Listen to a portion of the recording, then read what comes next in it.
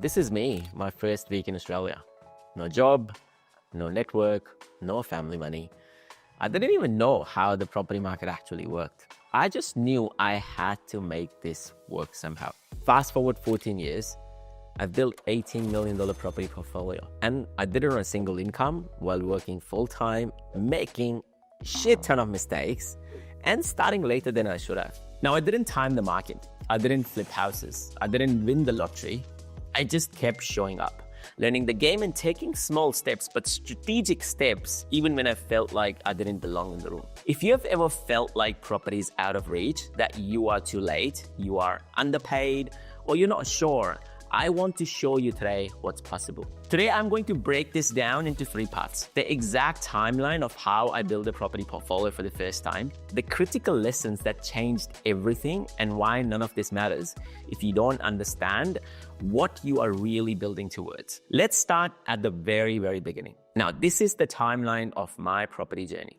When I first arrived in Australia, I was that classic story that you hear about, that young guy from South Asia, came here to study, living on instant noodles and hope. I was working 3 jobs just to survive. Working at a BP petrol station, as a security guard, and somehow talked my way into an accounting firm. But let me walk you through exactly how this portfolio came about. Now, the property one was 2008, and it was a disaster. I had $30,000 saved up from those 3 jobs, took everything out of me to save that money. And like most eager young investors, I jumped right into the first deal that I could afford. A unit in Tarnit, Victoria, mind you. On a paper, it looked decent, it looked great. I fixed the interest rate at 8.5% right before the GFC hit. And the rates dropped everywhere. Such a silly mistake to make. The rent was like $190 per week. I was nearly out of pocket by $1,200 every month. That's like more than the money I was making from just one of my jobs. And adding insult to the injury, I couldn't even sell it. The loan was fixed for 5 years, and breaking it would meant I would have paid a $30,000 penalty that I just didn't have. And so I sat with it month after month, watching the money just disappear. Thankfully, that didn't discourage me. It only motivated me to go back in 2009 and made my second purchase. This was a house in Williams Landing that I bought with my family. It was technically my second purchase, but it didn't feel like it was my deal. It was more like a family deal. We did make a small profit when we sold it, but I definitely let it go way too soon. The guy who bought it after me flipped it for a huge gain the very next year. And after that, I decided to try something completely different. I bought a land in Truganina and built a house on it, and it was one of my first experience on creating value through construction and development rather than just buying existing stock. It showed me that property wasn't only about waiting for the market. You could take control and create something of your own. Now, not long after, I had to make one of the hardest but the most important decision of my life. I sold my Williams Landing property to help fund my parents' visa to bring them back to Australia. That decision cost me in terms of pure investment returns, but it gave me something far, far greater, the chance to have my family close by and live in alignment with my values. That was when I truly realized property wasn't just about money. It was about freedom, responsibility, and lifestyle choices, and property gave me all of that. I did have to wait a few years to build up the courage to do it again, but thankfully I did, because the purchase I made in 2014 was when everything shifted for me. By 2013, 2014, I was still experimenting and honestly, still making a lot of mistakes. I dipped my toes into NREST properties, what's now similarly called NDIS model, as well as defense housing, Australia homes or DHA homes commonly known as. On paper, they all looked very attractive, with promising high yields and government-backed securities. I even bought an apartment in Westmead that I sold very quickly.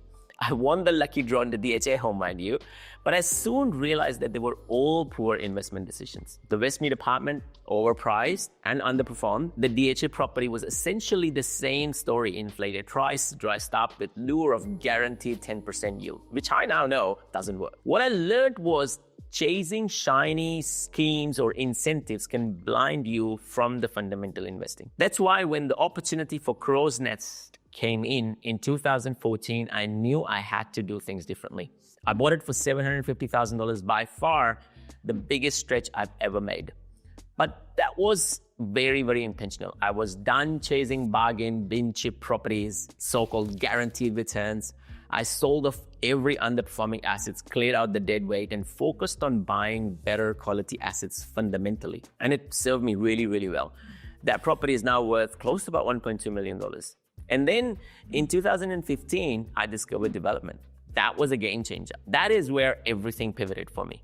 I found a site in Reservoir in Melbourne for $680,000. And honestly, it wasn't a grand scheme or a grand strategy at first. You know, the block was big, the price was decent, and I knew I had to start thinking differently.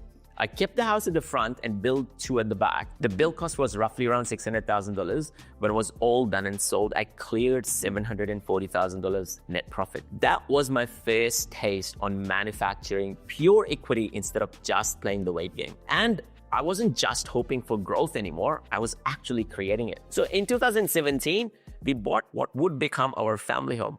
I bought what I described as a dump in Altona for $525,000. I spent nearly $40,000 renovating it with an intent of actually flipping it or making it an investment property. When it was done, my wife walked through the front door and said, "We are not selling this. We are moving into this property." And that's where we stayed for years. By 2019, I was ready for bigger developments. That's where I increased my risk appetite based on my strategy to take more risk. Diamond Creek was one of the ambitious ones, a 400,000 square meter land where I planned to build 14 townhouses. What I didn't anticipate was the community pushback, the council delays, and it took nearly a year and a half just to get the approval. And we ended up scaling back to 8 homes. The project costed about $4.8 million all up, but I still walked away with over $2 million in net profit. 2020 took me to Adelaide. Christie's Beach is where I bought a 5-unit development site for around $550,000. We completed the build. We sold the entire project for about $3.5 million, netting about $530,000. This deal reminded me that opportunities exist in other markets as well. You just need to know how to extract them. Renella came in next in 2021, a smaller site, but still very solid. We built 3 dwellings there. I'm holding on to these assets for now, but they're valued at about $2.5 million. More than $400,000 in equity uplift. 2023 is when I shifted focus more towards the cash flow properties. After a decade of growth first thinking, I built my first co-living property in Morwell, Victoria. It was a 9-bedroom, 9-bathroom setup with each room having its own ensuite and kitchenette. The land itself costed about $200,000. The bill came about $800,000 and a total investment of roughly about $1 million. The success of Morwell gave me the confidence to expand the model further. Not long after, I completed another co-living project in Mount Gravatt, Queensland, which followed a very similar structure and reinforced how powerful cash flow focused strategies can be. And finally, 2024, it came time to upgrade my family home. We found a property in Williams Landing that almost exactly matched the home we had been planning to build. The same layout, the same finishes, the same design, but it was already done. I didn't have to go out there and build it. Listed for about $1.3 million, but because the seller needed a longer settlement, we negotiated down to $1.1 million. We bought it using equity from previous projects, and it felt like life had come to a full circle.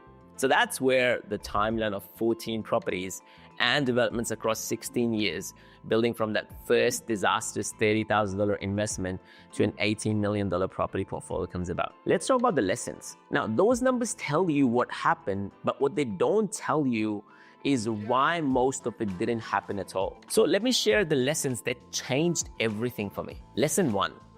One bad deal does not define your future. At 22, I was watching $1,200 disappear from my account every month from that tiny today. My mates were buying cars, going on holidays, living their lives, and I was feeling trapped. Literally trapped for a 5-year fixed loan that I couldn't escape. I remember, lying awake at night, doing the maths over and over, hoping somehow that the numbers would change, but they never did. But here is what I learned, that feeling of being frozen, locked in by one decision, that's not permanent. What you do next is what matters.